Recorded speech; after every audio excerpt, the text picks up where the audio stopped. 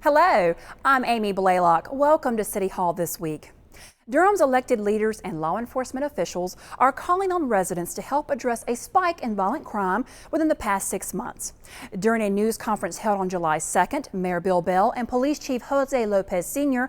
reassured the public that there is nothing to fear and released more information about the rise in violent crime-related deaths during the first 6 months of this year. For the first 6 months of 2013, we have had a total of 13 deaths.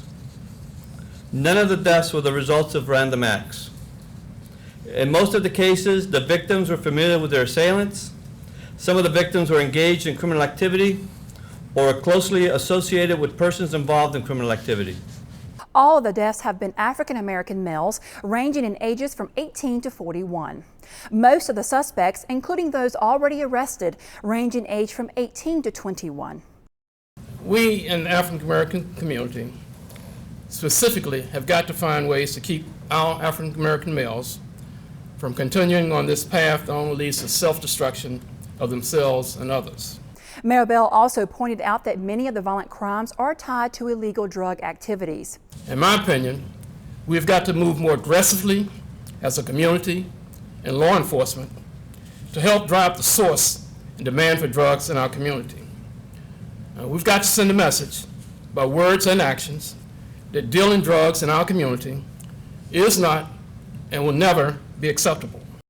Chief Lopez says clearances have already been established in 6 of the 13 deaths and 4 arrests have been made. Our department's success is largely improved when the community, family members, and friends of victims with information pertinent to a case care enough to support investigative efforts. In some of these cases, family and friends of victims and suspects are cooperating with our investigation, and we appreciate their support, and I say thank you. To the non-cooperating family members and friends of those participating in these criminal activities, we sincerely urge you to help us stem such criminal acts to avoid additional loss of life, including the life of your loved ones. Don't let your failure to speak up now translate to remorseful guilt later. There are several ways residents can report information that may help solve a crime or prevent it from happening in the first place. Anonymous calls can be made to Durham Crime Stoppers at 919-683-1200. Stronger 911 legislation also now helps to protect the identity of 911 callers by only allowing for the release of voice-altered recordings of 911 calls.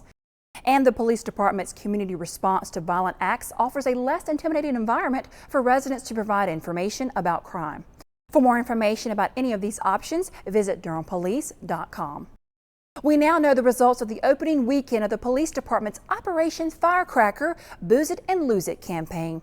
The department joined with 9 other local law enforcement agencies to conduct a checking station on June 27th and 28th.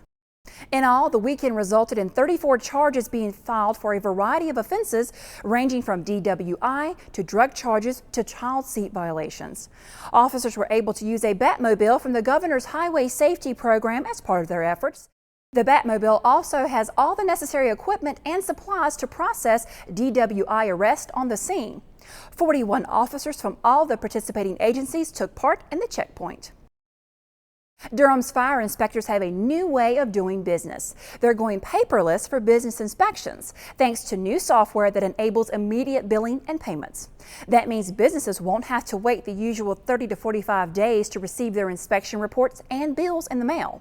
The new process is expected to expedite inspections and make it more convenient for both businesses and inspectors. Here's a reminder about a new fee that will begin appearing in your monthly water bill. A $1.80 monthly solid waste collection fee went into effect on July 1st. It will go toward paying for capital needs. The first payment amount will be included in your August bill. We now know how the city fared in its annual water quality report. Find out what it means for the water you use every day when City Hall This Week continues.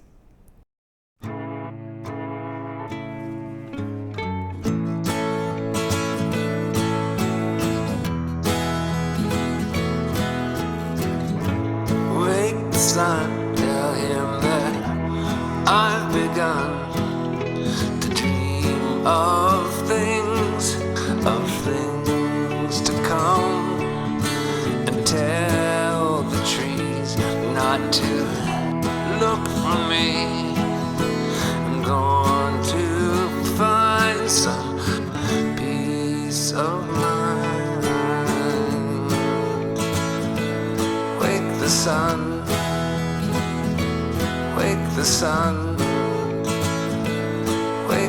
sun,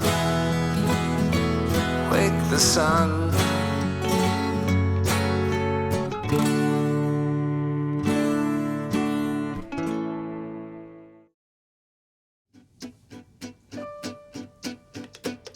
Danse, balance, suis la cadence, on devient tes hanches au bal du dimanche. Danse, que la fête commence, dans ma belle robe blanche, je suis ton chou, ton You didn't give up on sex. Don't give up on birth control either. There are more methods than you think. Find yours at bedsider.org. Welcome back. Durham's 2012 annual water quality report, called The Value of Every Drop, is now available on the city's website. The report is required by the U.S. Environmental Protection Agency and shows that Durham had no violations of any water quality standards last year. To have a copy of the report mailed to you, contact the Water Management Department at 919-560-4381. The city is receiving top honors and international recognition for its efforts to gauge how effectively it's conducting its business.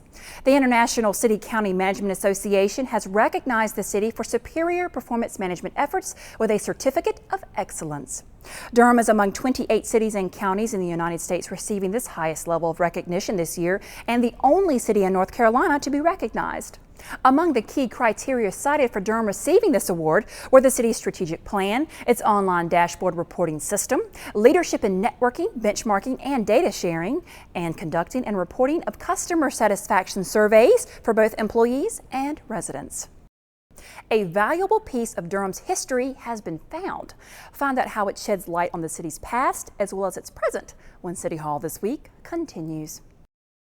Here's your check.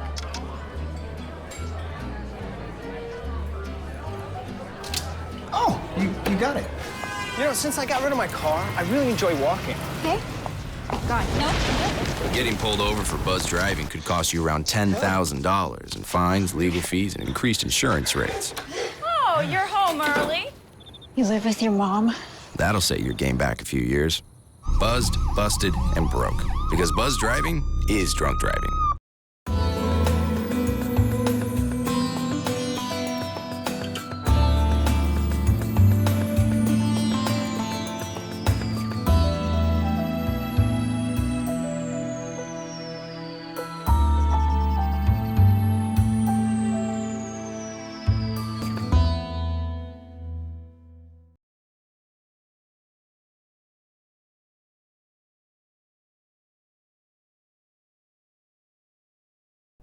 Welcome back. To say that the city of Durham has come a long way over the past century would be an understatement, and now we have more proof of why that's the case.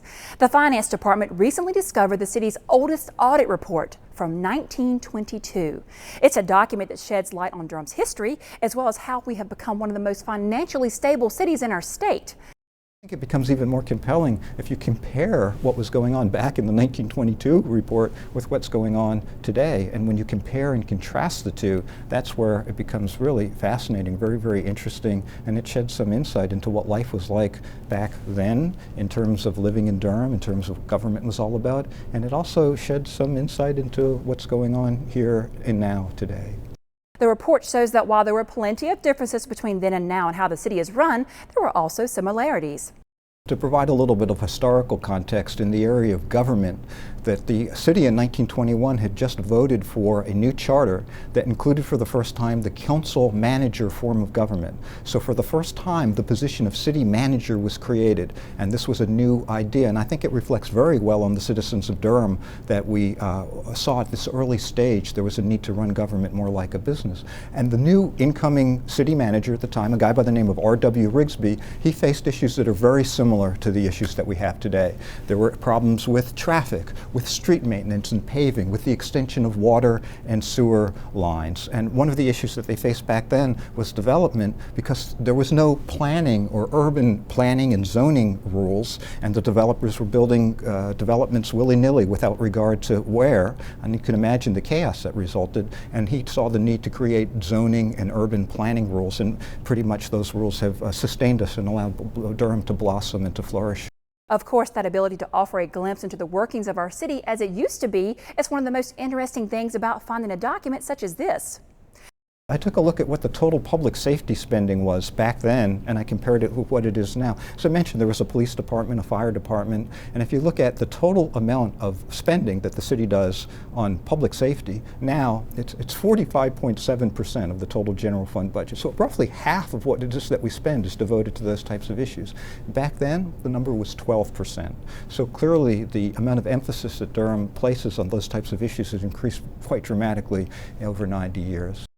Today, the city produces a comprehensive annual financial report. It compares to the audit report of 1922 in that it includes an auditor's letter, a balance sheet, and an income statement.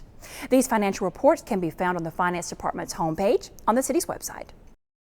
That does it for City Hall this week. Don't forget to like us on Facebook and follow us on Twitter. And of course, you can find us on demand on DTV8's webpage and on YouTube.